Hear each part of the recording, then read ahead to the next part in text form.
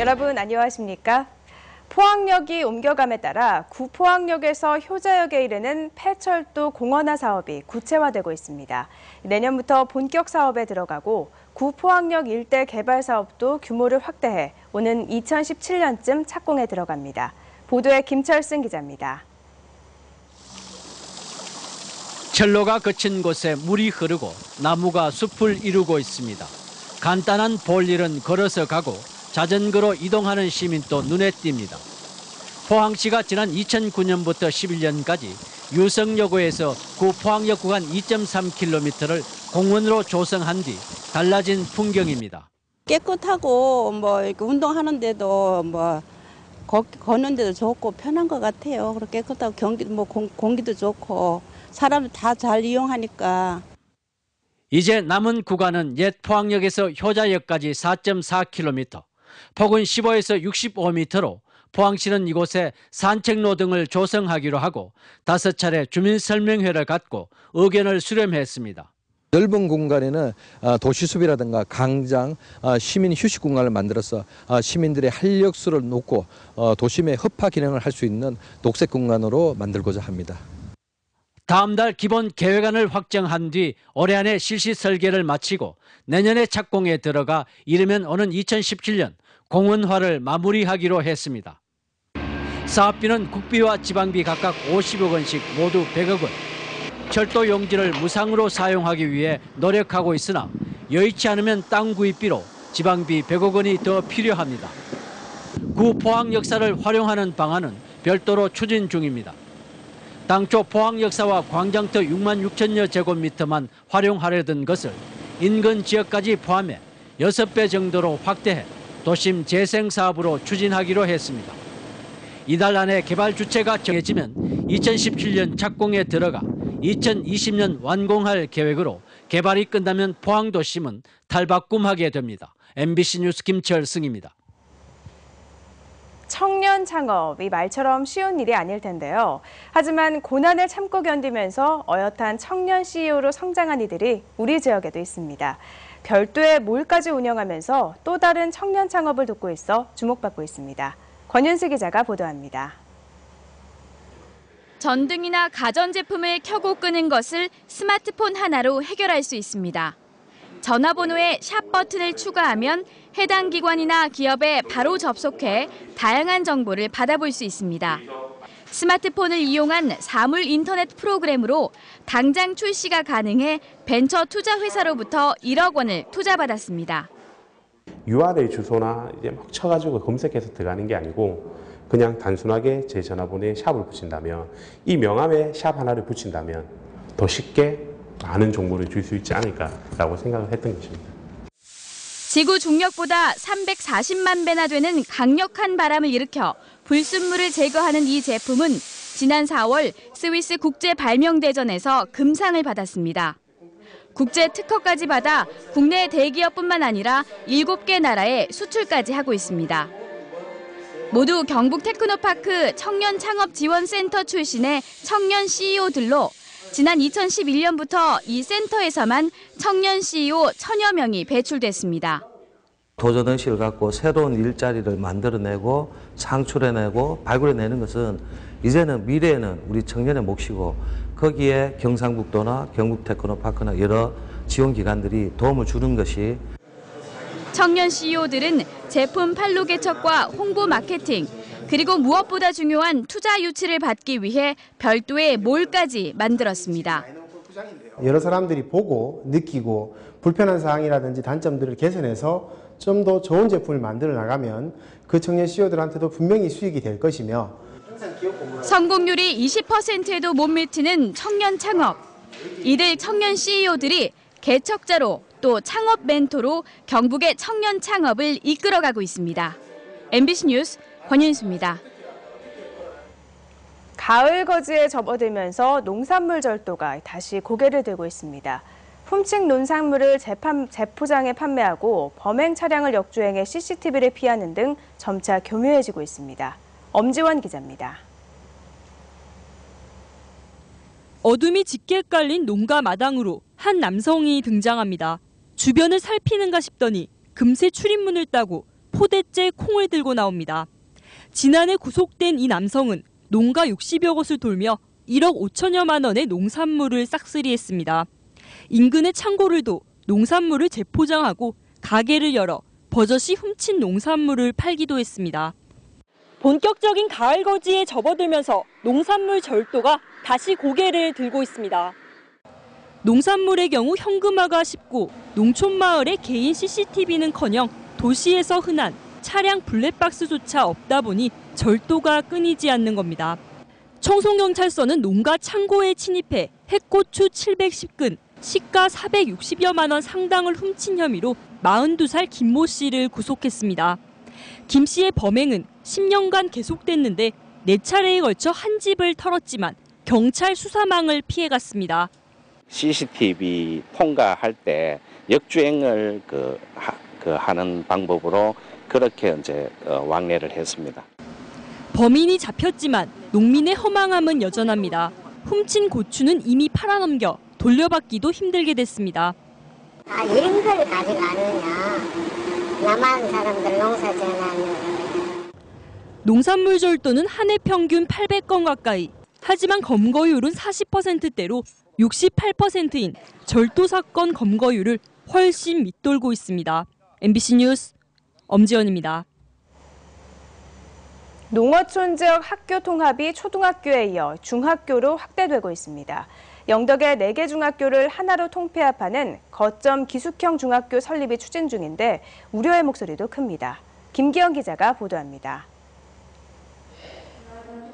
영덕 산골중학교의 영어 시간입니다. 6명이 공부방 같은 분위기 속에서 수업에 열중하고 있습니다. 하지만 전교생 20명 안팎의 4개 중학교가 하나의 거점 기숙형 중학교로 통합이 추진되고 있어서 화기애애한 분위기가 언제까지 이어질지는 불투명합니다. 이들 학교는 상치 교사와 순회 교사가 있을 정도로 과목별로 교사를 확보하지 못하고 있는 실정입니다. 이러다 보니 교사의 전문성과 학생의 학습권을 침해한다는 지적이 일면서 4개 학교를 통합해 교육의 질을 높여야 한다는 주장이 나오고 있습니다. 근데 지금 소규모 학교에서는 그 경쟁 자체도 안 되고 거기서부터 소규모 학교에서부터 쳐져서 고등학교 올라가면은 사실 전혀 공부를 못 합니다. 영덕교육지원청은 이들 4개 면지역의 유치원과 초등학생 학부모 123세대를 대상으로 설문조사를 할 계획입니다. 하지만 반대도 만만치 않습니다. 울진에서 후포면과 평해읍, 온정면이 서로 거점형 중학교를 유치하려고 과열 경쟁을 벌인 것처럼 소지역 간 갈등을 유발할 수 있기 때문입니다. 또 경제 논리로 중학교를 없애는 것은 의무교육 정신에 반하고 특히 정서적으로 민감한 중학생들을 기숙사에서 생활하도록 지도하기가 쉽지 않다는 것입니다. 부모들의 관심과 그다음에 또 지도가 필요한 중학교 학생들을 남녀 기숙형 24시간 기숙형에 방치했을 때 과연 적절한 인성교육이 될지. 초중학교가 없는 달산면과 창수면의 사례에서 보듯 지역 쇠퇴가 가속화될 수도 있습니다. 통합이 결정된다 하더라도 학교 위치 선정 등 일정은 산 넘어 산입니다. 영덕 교육 초석을 다지는 현명한 판단이 요구됩니다. MBC 뉴스 김기영입니다. 원화 가치가 하락할 경우 단기적으로 수출 기업에 득이 되지만 장기적으로는 오히려 생산성 증대 효과가 사라진다는 조사 결과가 나왔습니다. 한국은행 대구경북본부가 대구 경북 926개 제조업체를 대상으로 환율 변동에 따른 기업 생산성과 고용을 분석한 결과 원화 가치가 떨어질 경우 수출 기업은 1년 정도 생산성 증대 효과가 있는 것으로 나타났습니다. 그러나 3, 4년 정도 원화 가치가 하락이 지속될 경우 생산성 증대 효과가 사라지는 것으로 분석됐습니다. 포스코가 한국능률협회 컨설팅이 선정한 한국에서 가장 일하기 좋은 기업에 8년 연속 이름을 올렸습니다. 포스코는 전반적인 행복 수준과 인사 운영의 공정성, 기업의 성장성에서 골고루 높은 점수를 받아 제조 부문 6위, 철강 산업 부문 1위에 올랐습니다. 한국능률협회 컨설팅은 올해 106개 후보 기업을 대상으로 베스트 30기업을 조사했고 제조업 1위는 삼성전자, 2위는 유한킴벌리가 차지했습니다. 농식품부가 올해 공공비축용 쌀 36만 톤을 매입하기로 했습니다. 미국 종합처리장이나 건조 저장시설을 통해 매입하는 산물변은 8만 톤, 농가로부터 직접 매입하는 건조변은 28만 톤이며 매입 기간은 오는 23일부터 연말까지입니다. 공공비축쌀 매입 가격은 수확기 산지쌀 값을 기준으로 정해지며 우선 지급금 수준은 이달 중에 결정됩니다. 경상북도는 오는 2021년까지 국비를 포함해 모두 900억 원을 들여 도내 3만 채의 슬레이트 지붕을 철거하기로 했습니다. 경상북도는 한 채당 336만 원의 철거 비용을 지원해 해마다 3,000에서 4,000 채의 슬레이트 지붕을 철거할 계획입니다. 경상북도는 지난 2011년 328채를 시작으로 2012년 1,300채, 2013년 2,200채, 2014년 2,700여 채의 슬레이트 지붕을 철거했고 올해도 3,100여 채를 철거할 계획입니다. 대구은행은 추석을 앞두고 일시적으로 자금 조달에 어려움을 겪는 중소기업에 3천억 원 규모의 특별자금을 다음 달 15일까지 대출해줍니다. 이번 대출은 노무비 비중이 높은 기업과 지역 특화 산업을 하는 기업 등을 대상으로 대출 금액은 10억 원 한도지만 본점의 승인이 있으면 그 이상의 금액도 가능하다고 대구은행은 밝혔습니다. 또 금리는 일반 대출 금리에 비해 최대 1%포인트 낮은 우대 금리를 적용하고 대출 절차를 간소화하겠다고 설명했습니다. 추석 명절을 앞두고 제수 선물용 농식품의 원산지 표시 위반 단속이 실시됩니다. 국립농산물품질관리원 경북지원은 오는 25일까지 전통식품 생산업체와 통신판매업체를 비롯해 백화점과 대형마트 등 도소매업체 등을 대상으로 대대적인 원산지 위반 단속을 벌인다고 밝혔습니다. 또 수입쌀 공매업체와 양곡 도소매업체 등을 대상으로 수입쌀을 국내산으로 속이거나 섞어 파는 행위를 단속하는데 오는 11일부터 17일까지는 해양수산부와 식약처, 관세청, 지자체와 함께 범정부 합동 단속도 병행할 계획입니다.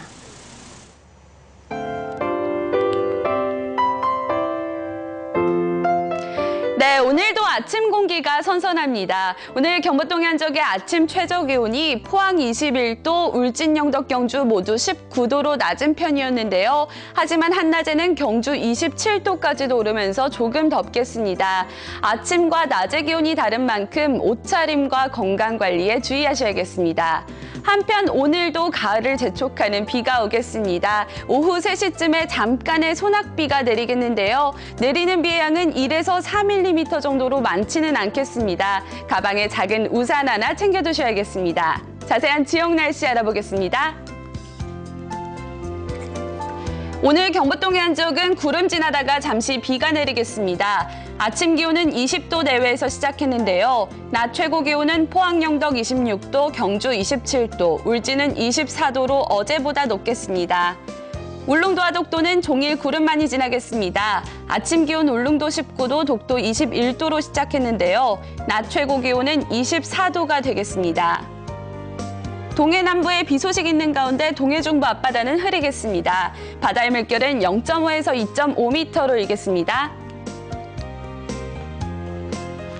내일도 오후 한때 비 소식이 있겠습니다. 주말에도 비가 오겠고요. 요즘 날씨가 많이 변덕스러운데요. 환절기 감기 조심하셔야겠습니다. 날씨였습니다. 이상으로 포항 MBC 뉴스투데이를 마칩니다. 고맙습니다.